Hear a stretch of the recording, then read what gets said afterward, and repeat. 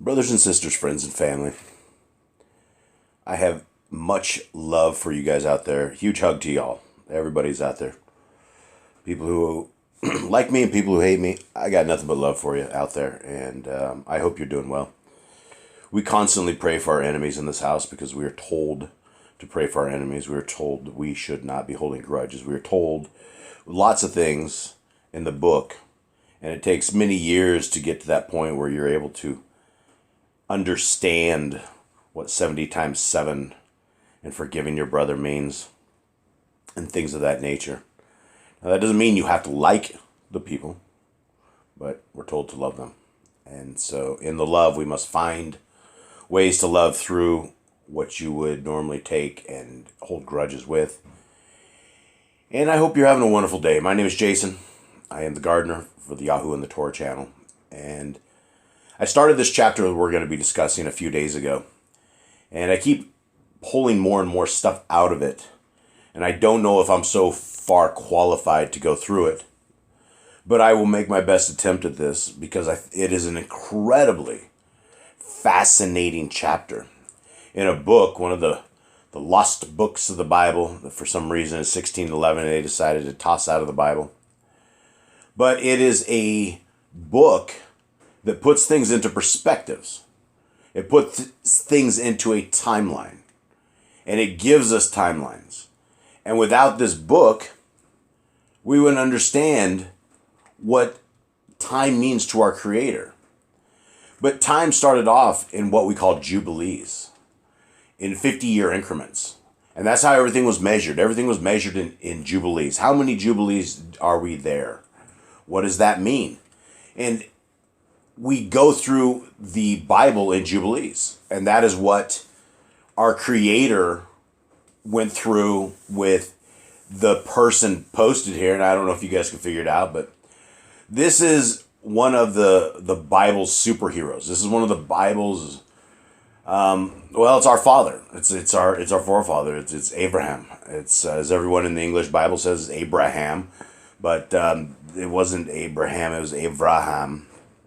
And he was somebody that walked extremely close to our Creator.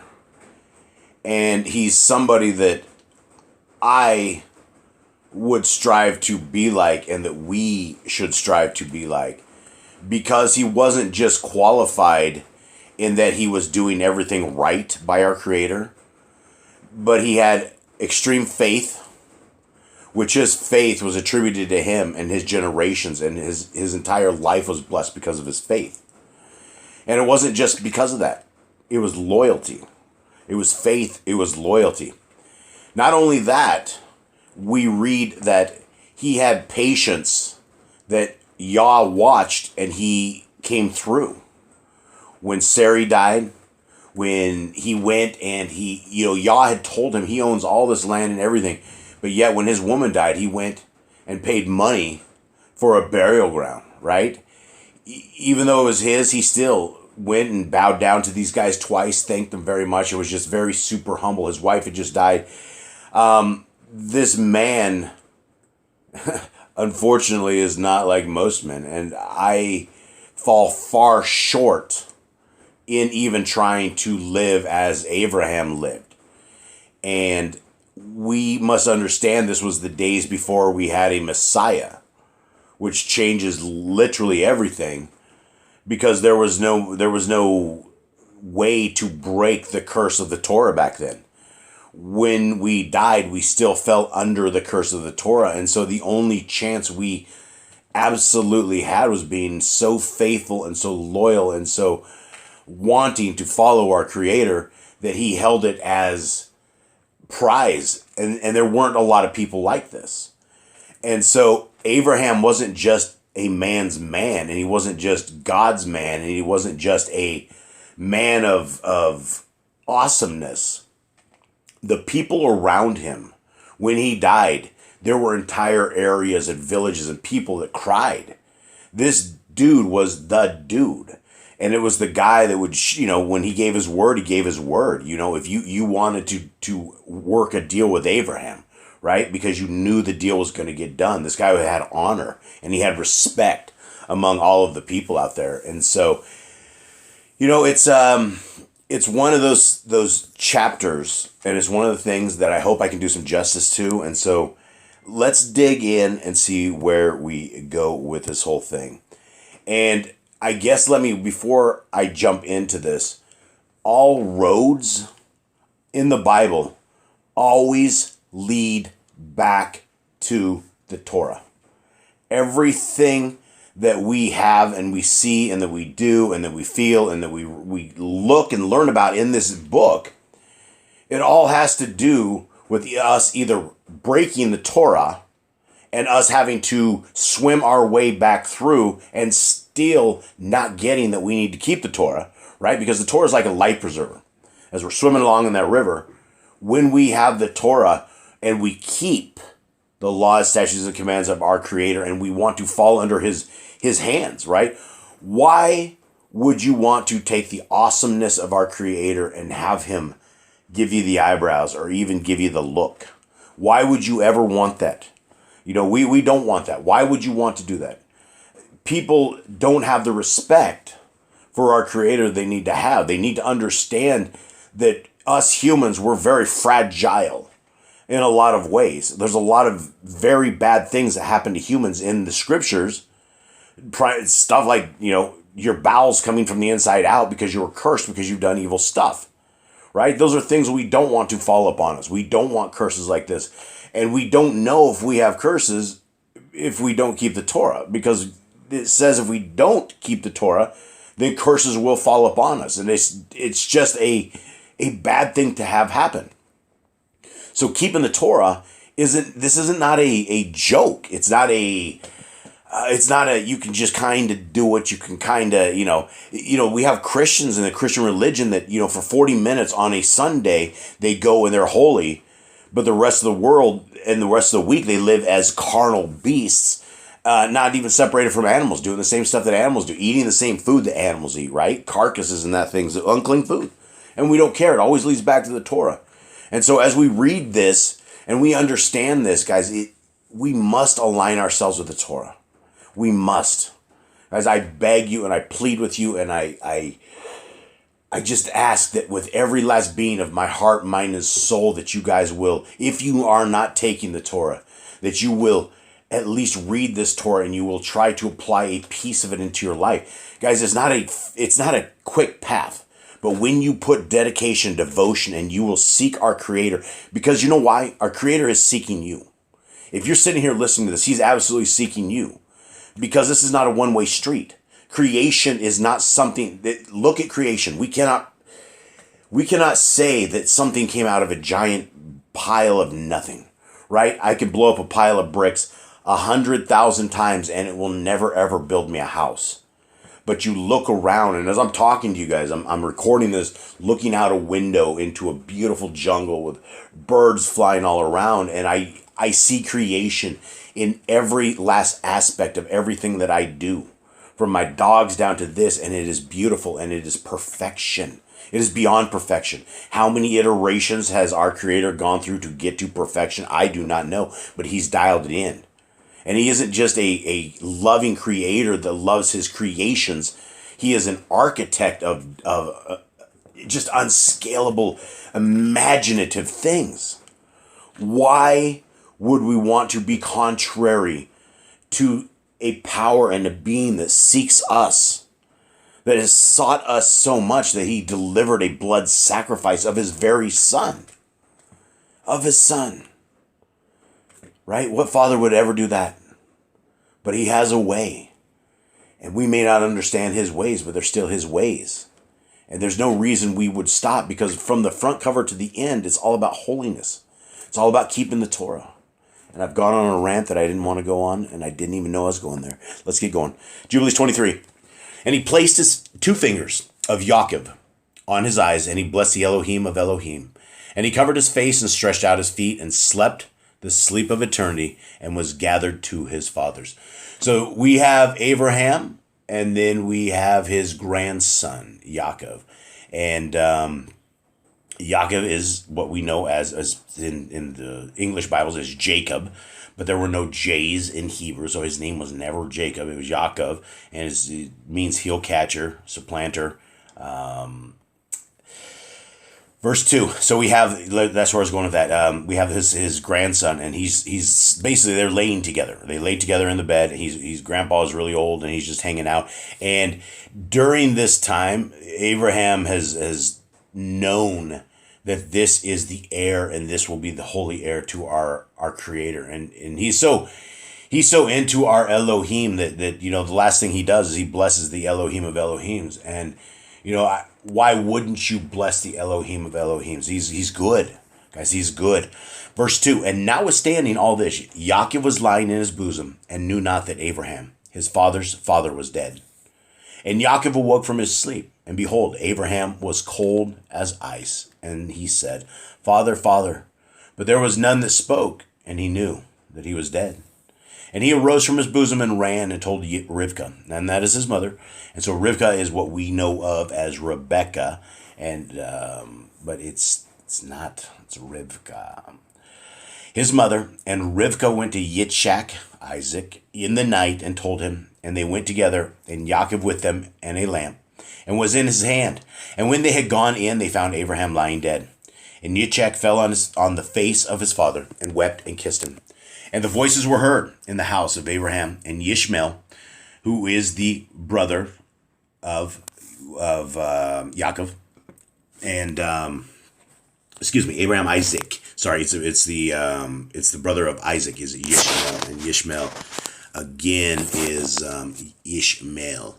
And so this was not the son of the heir to where our this was his handmaid. And so this is where the Arabs come from, and this is where Allah comes from, and this is where all that side is a side on Ishmael's house. And Ishmael his son arose and went to Abraham his father, and wept over Abraham his father, he and all the house of Abraham, and they wept with a great weeping. And his sons Yitzchak and Ishmael buried him in the double cave near Sarah his woman, and they wept for him 40 days, all the men of his house, and Yitzchak and Ishmael and all their sons, and all the sons of Keturah in their places, and the days of weeping for Abraham were ended.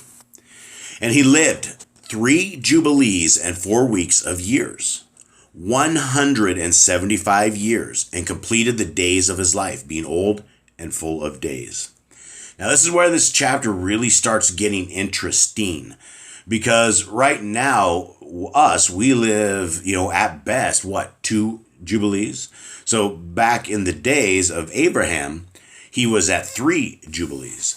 But prior to this, verse 9, for the days of the forefathers of their life were 19 jubilees.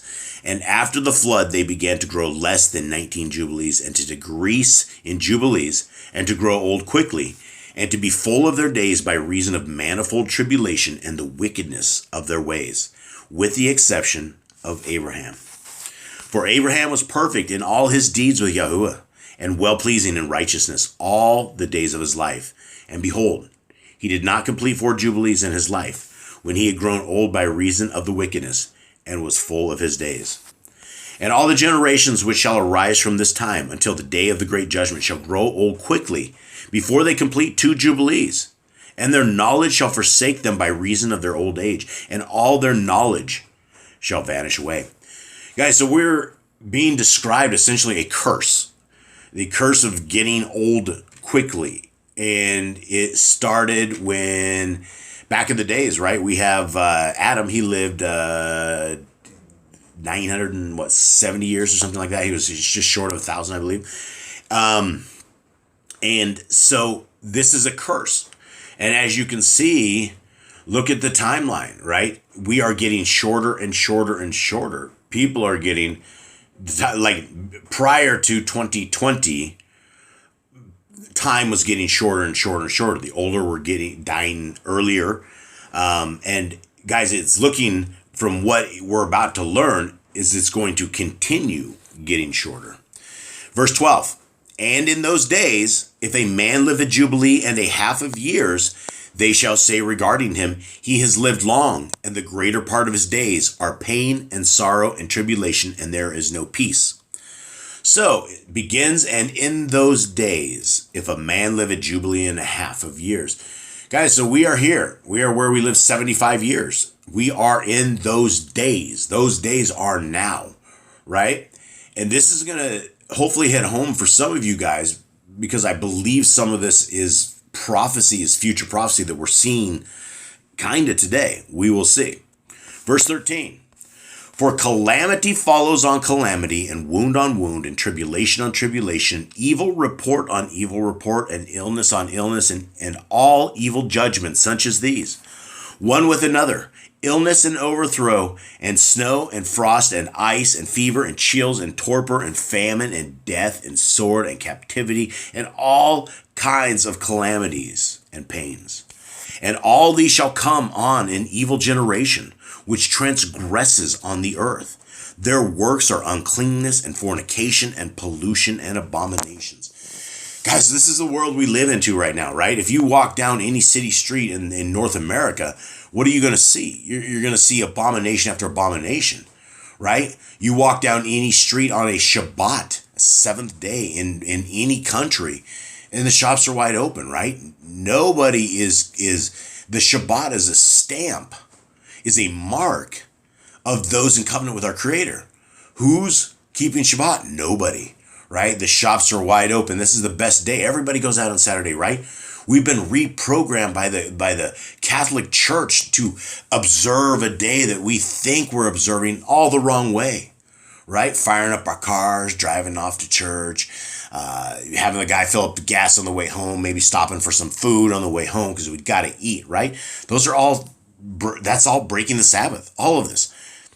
Verse 15, then they shall say, the days of the forefathers were many, even unto 1,000 years, and were good.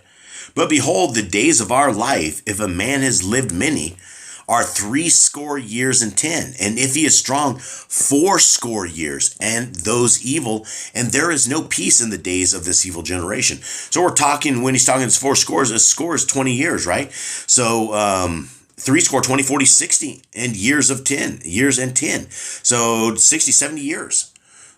We're here. These are these days. People die all the time. Now that 2020 is here, they're dying much, much quicker. But that isn't because of the curse. It's because of another kind of curse. Verse 16.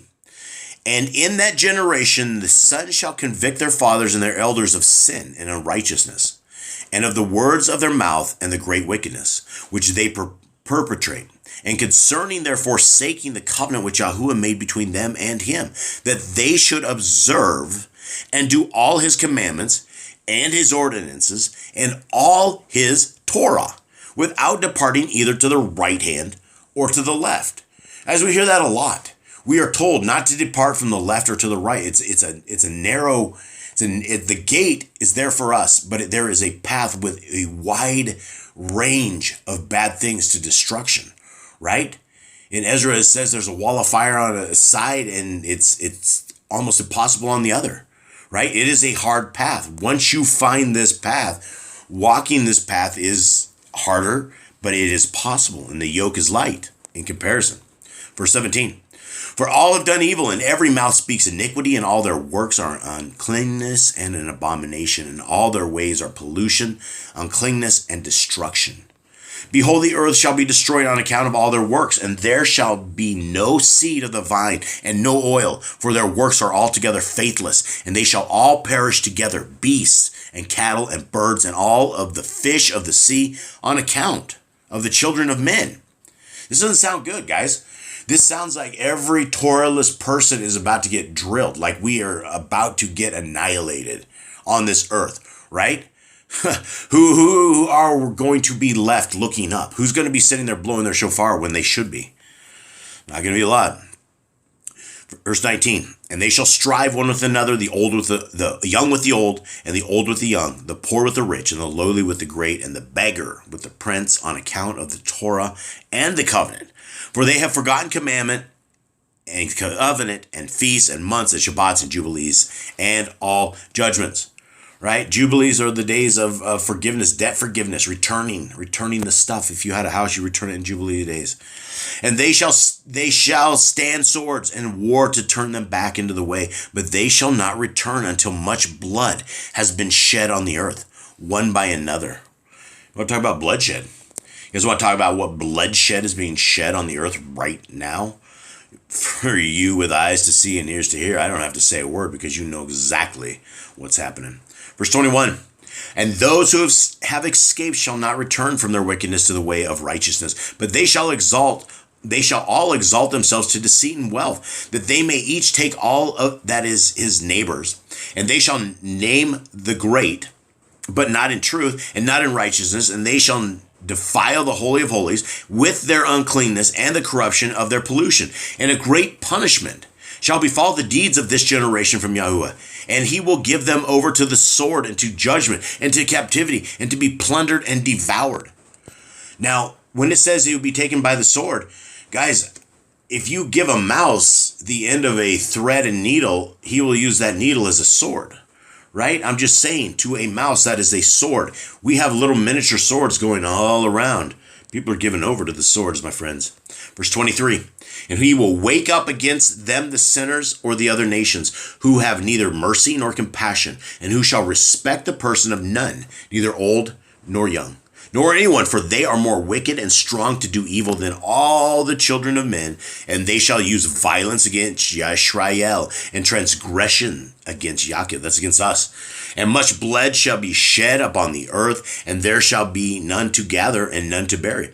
Guys, I hate to say this, but it's about to get really bad.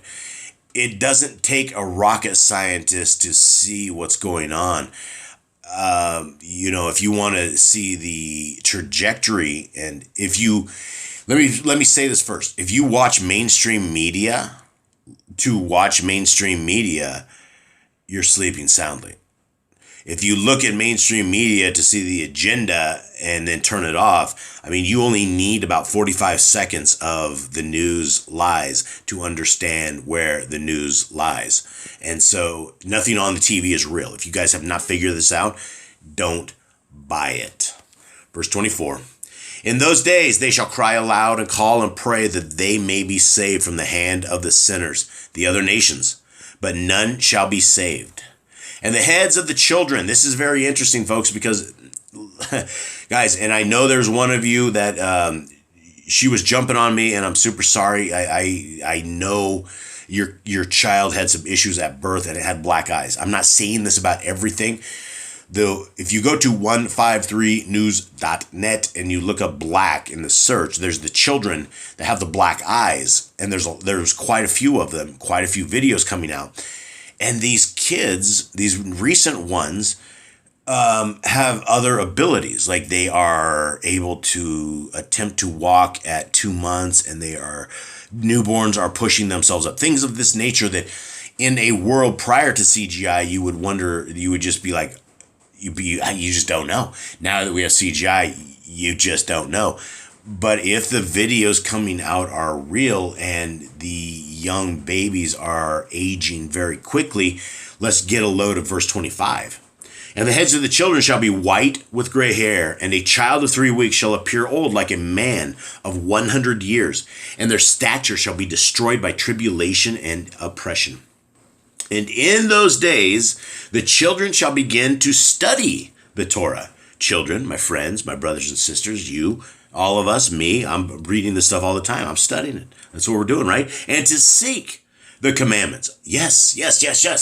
That's what we want to seek. That is what we want. There is no commandment that is bad.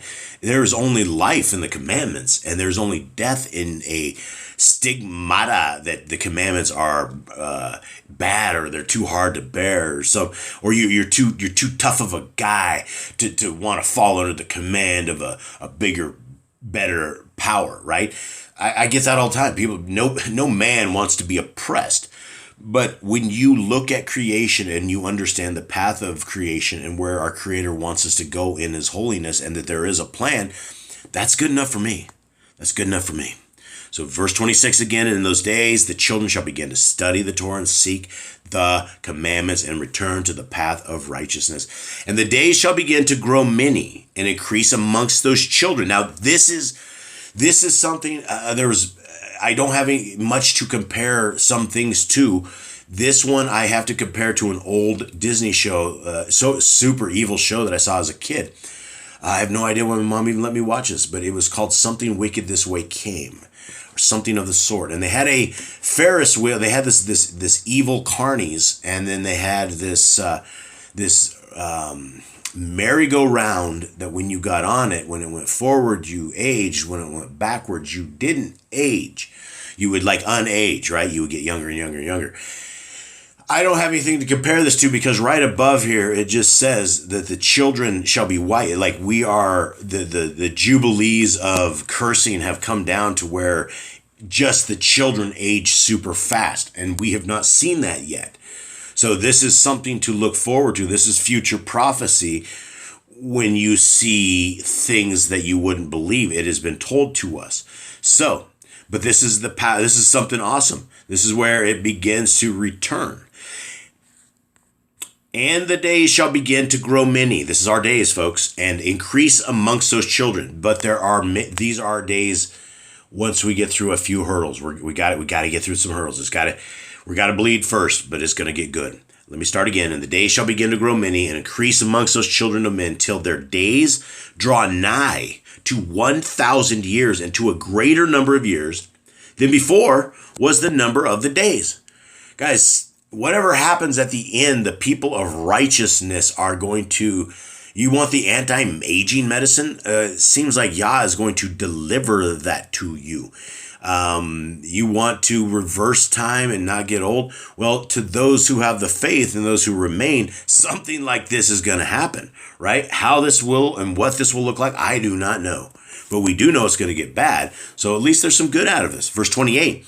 And there shall be no old man, nor one who is satisfied with his days, for all shall be as children and youths. And all their days they shall complete and live in peace and in joy. And there shall be no Satan, nor any evil destroyer, for all their days shall be days of blessing and healing.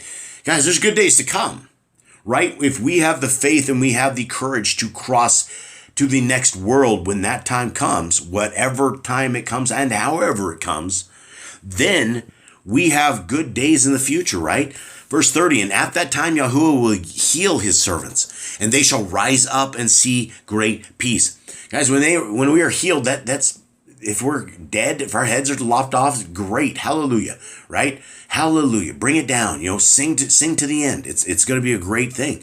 The dead in Christ will rise first. And they shall rise up and see great peace and drive out their adversaries. And the righteous shall see and be thankful and rejoice with joy forever and ever. And shall see all their judgments and all their curses on their enemies. And their bones shall rest in the earth. And their ruach shall have much joy. And they shall know that it is Yahuwah who executes judgment and shows mercy to hundreds and thousands and to all that love him. Guys, do you love our Creator? Do you love him? That is one of the commands, to love our Creator with all your heart, mind, and soul. So you say, okay, with all my heart, I can do that. That's easy. I love him. What about your mind? Where's your mind? Where's your spare time? Do you ever pick up that Bible? Do you ever seek communication with our Creator? What about your soul? Is your soul in sync? Is your soul locked into the soul of our Creator? If we were created in his image, I would imagine the same building structure is good for him as for us. That's what built in our image is like. However he came to be is awesome. And he's carried on. Guys, verse 32, and we're done.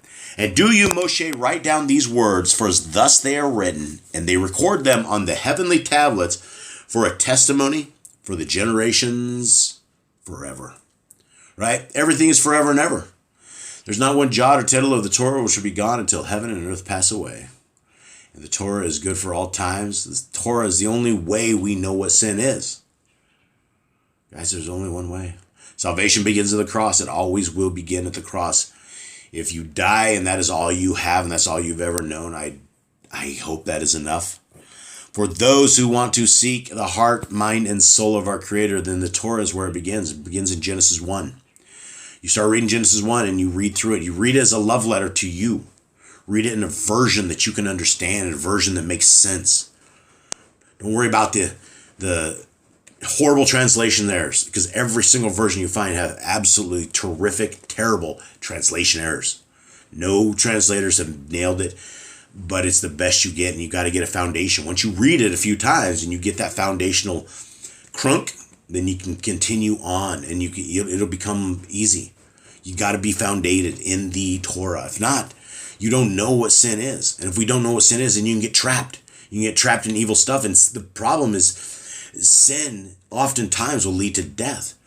Sexually transmitted diseases, all the nasty stuff that comes with that, the heartbreak and the evil that you do as an adulterer, that as you break wedlock with your family by doing evil things, pornography, taking the majesty of your marriage and adulterizing a woman time and time again, as you look at your wife less and less, or you look at your husband less and less, because you live in a fake world of something like that, right? Those are all things that you lose your heart, mind, and soul to. Where you have your heart, mind, and soul is where you are keeping your house, and your house needs to be with Yah. Guys, I love you guys. Much love. Have a great day.